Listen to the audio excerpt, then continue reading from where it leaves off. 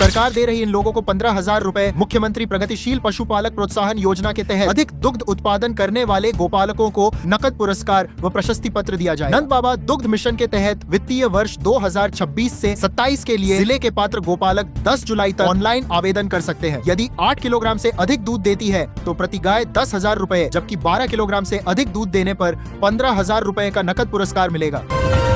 राजस्थान में घरेलू gas cylinder booking पर पहले जैसी पाबंदी जारी। केंद्र सरकार के आदेश पर पेट्रोलियम मंत्रालय भले 25 जून को देश में एलपीजी संकट समाप्त होने की घोषणा कर चुका है, लेकिन जमीनी स्तर पर उपभोक्ताओं को राहत नहीं मिली। मंत्रालय के इस दावे के बाद भी घरेलू गैस सिलेंडर की बुकिंग पर शहरी क्षेत्रों में 25 दिन और ग्रामीण क्षेत्रों में 45 दिन का प्रतिबंध जारी है। इससे राजस्थान के 1.82 करोड़ गैस उपभोक्ता परेशान है। वहीं दूसरी ओर नए गैस कनेक्शन जारी करने पर रोक से भी मुश्किलें बढ़ती जा रही हैं।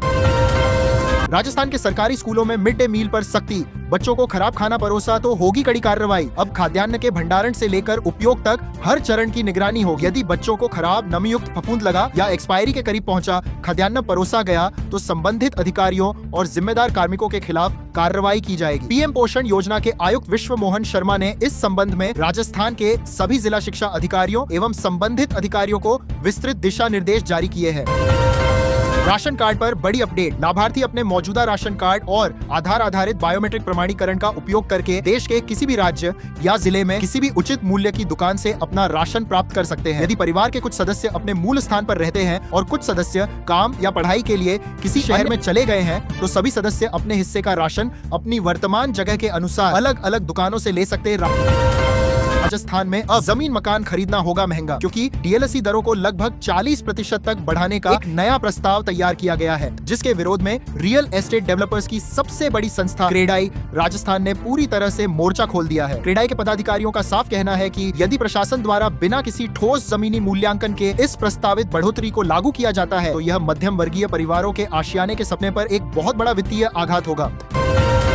2,000 रुपए पाने के लिए फटाफट निपटा लें ये जरूरी काम। अगर आप पीएम किसान सम्मान निधि योजना के लाभार्थी हैं, तो सबसे पहले अपनी EKYC जरूर पूरी करा लें। सरकार ने इसे अनिवार्य किया है ताकि योजना का पैसा सही किसान तक पहुंचे। जिन किसानों की EKYC पूरी नहीं होगी उनकी अगली किस्त अटक सकती है। EKYC आप मोबाइल ऐप पर OTP के जरिए EKYC कर सकते हैं। दूसरा, CSC या SS के सेंटर पर जाकर बायोमेट्रिक EKYC करा सकते हैं। तीसरा, पीएम किसान मोबाइल ऐप के जरिए फेस ऑथेंटिकेशन से भी EKYC पूरी की जा सकती है।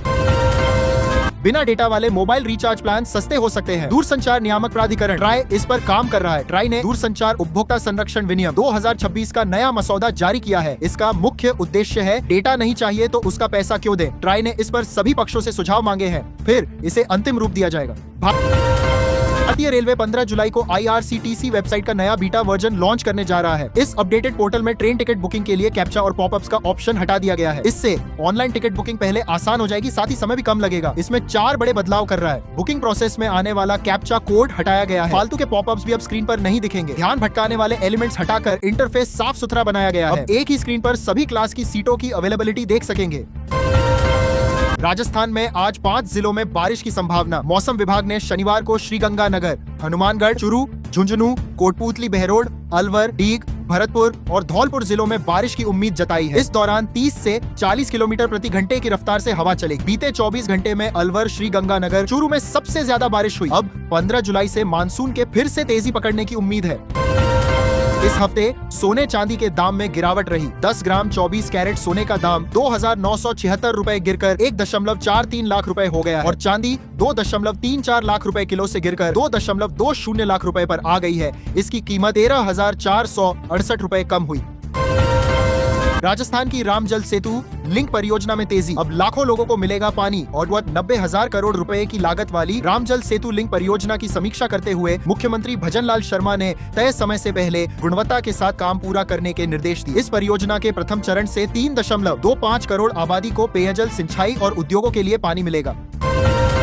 भीलवाड़ा में 6 दिन में 5 प्रसूताओं की मौत। अशोक गहलोत और हनुमान बेनीवाल ने भजनलाल सरकार पर बोला हमला। पूर्व मुख्यमंत्री अशोक गहलोत ने भाजपा सरकार पर निशाना साधते हुए पूछा, क्या राजस्थान को भगवान भरोसे छोड़ दिया गया है। गहलोत ने मातृ स्वास्थ्य सेवाओं में सुधार और मौतों की निष्पक्ष जांच की मांग भी उठाई। वहीं नागौर सांसद हनुमान बेनीवाल ने कहा कि राजस्थान की बदहाल सरकारी स्वास्थ्य व्यवस्था लगातार माताओं की जान ले रही है। मां की हत्या मामले में गिरफ्तार आयुषी पिता की मौत में भी शामिल थी। कहा कि पिता की बीमारी के दौरान आयुषी ने उनका सही से इलाज नहीं होने दिया, जिससे उनकी मौत हो गई। राजस्थान की राजधानी जयपुर की रहने वाली नीरज शर्मा की हत्या की जांच में एक नया मोड़ आया है। पुलिस अब उनके पति विजय शर्मा की 2025 में हुई मौत की जांच कर रही है। उनके साले ने शिकायत की थी कि उनके जीजा की मौत स्वाभाविक कारणों से नहीं हुई थी। राजस्थान में पंचायत और निकाय चुनाव को लेकर मदन दिलावर का बड़ा बयान। अलवर दौरे पर पहुंचे शिक्षा और पंचायत राज मंत्री मदन दिलावर ने पंचायत नगर निकाय चुनाव को लेकर बड़ा बयान दिया। उन्होंने साफ कहा कि हमारी सरकार भी चुनाव कराने के पक्ष में है, लेकिन अभी ओबीसी आयोग की रिपोर्ट का इंतजार है। ओबीसी आयोग की रिपोर्ट मिलते ही राजस्थान में पंचायत और नगर निकाय चुनाव कराए जानेंगे।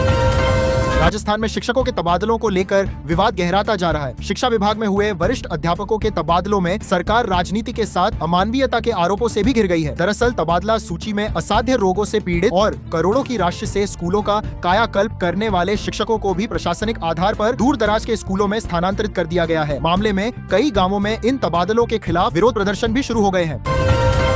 राजस्थान में दलित शब्द अब सरकारी रिकॉर्ड से बाहर हो जाएगा, इसके लिए बाकायदा निर्देश जारी किया गया है। राजस्थान पुलिस मुख्यालय ने सरकारी दस्तावेजों और आधिकारिक पत्राचार में अनुसूचित जाति वर्ग के लिए दलित शब्द के इस्तेमाल पर रोक लगाने के निर्देश दिए हैं। इसके साथ ही इसकी जगह अब पूरी तरह से हिंदी में अनुसूचित जाति और अंग्रेजी में शब्द के इस्तेमाल करने के लिए कहा गया है। सरकारी रिकॉर्ड में दलित शब्द के इस्तेमाल पर रोक का निर्देश अतिरिक्त महानिदेशक पुलिस की तरफ से जारी किया गया है।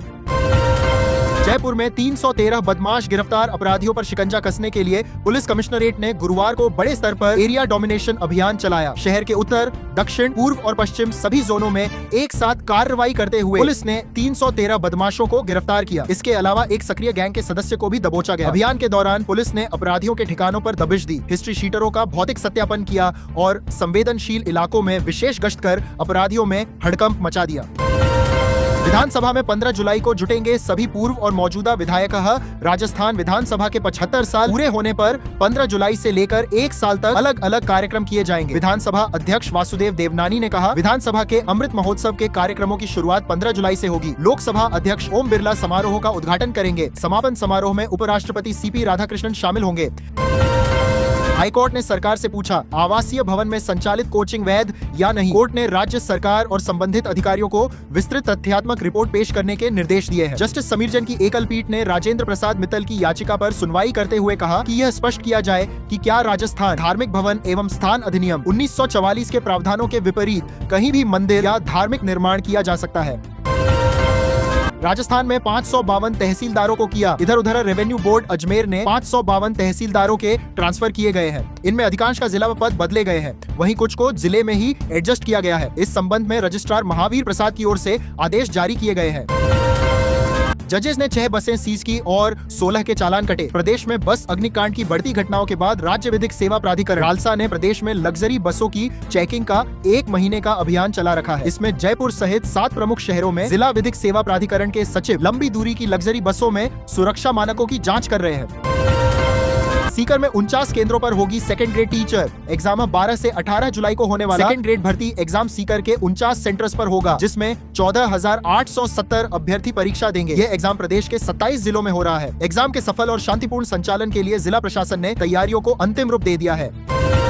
बीकानेर में 500 से ज्यादा पुलिस कर्मियों के तबादले। बीकानेर पुलिस महकमे में शुक्रवार को बड़ा प्रशासनिक फेरबदल किया गया। एसपी मृदुल कछावा ने अलग अलग आदेश जारी कर 500 से अधिक पुलिस कर्मियों के तबादले किए हैं। इनमें एसआई, हेड कांस्टेबल और कांस्टेबल शामिल है। तबादलों के बाद शहर और जिले के अधिकांश थानों का स्टाफ बदल गया है और आने वाले दिनों में थानों में नए पुलिसकर्मी नजर आएंगे। कई तबादले पुलिसकर्मियों के खुद के आवेदन पर हुए हैं, जबकि कई प्रशासनिक जरूरत के आधार पर किए गए हैं। जालोर में स्कूल गेट पर स्टूडेंट्स ने लगाया ताला। जालोर के एलाना गांव स्थित राजकीय उच्च माध्यमिक विद्यालय में शिक्षकों की कमी और अव्यवस्थाओं को लेकर शनिवार सुबह छात्रों और ग्रामीणों ने विरोध प्रदर्शन किया। स्कूल में 24 स्वीकृत पदों में से 13 पद खाली होने और गैर शैक्षणिक कार्यों में शिक्षकों की ड्यूटी लगाए जाने से नाराज लोगों ने सुबह 10 बजे स्कूल के मुख्य गेट पर ताला जड़ दिया और सड़क जाम कर शिक्षा विभाग के खिलाफ नारेबाजी की। बाद में अधिकारियों के आश्वासन के बाद 2 घंटे बाद ताला खोला गया और प्रदर्शन समाप्त हुआ।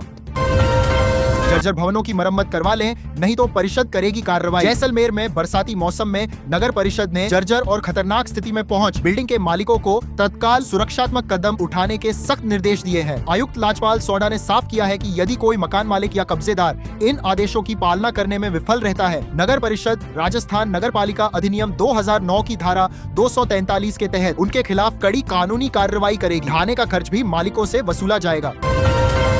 सरकारी खजाने पर 693 करोड़ का बोझा। मोहनलाल सुखाड़िया विश्वविद्यालय के विकास के लिए पिछले 45 साल से उलझी बहुचर्चित 14.59 हेक्टेयर करीब 57 बीघा चंपाबाग आबादी भूमि के अधिग्रहण को राज्य सरकार अब ड्रॉप बंद करने जा रही है। कलेक्टर कार्यालय ने प्रदेश सरकार को विस्तृत समीक्षा रिपोर्ट भेजकर इस पूरी अवाप्ति प्रक्रिया को तुरंत निरस्त करने की सिफारिश की है। अगर आपको ये हमारा वीडियो अच्छा लगा तो इस वीडियो को लाइक करें, शेयर करें, साथ ही हमारे राजस्थान न्यूज चैनल को सब्सक्राइब करना ना भूलें।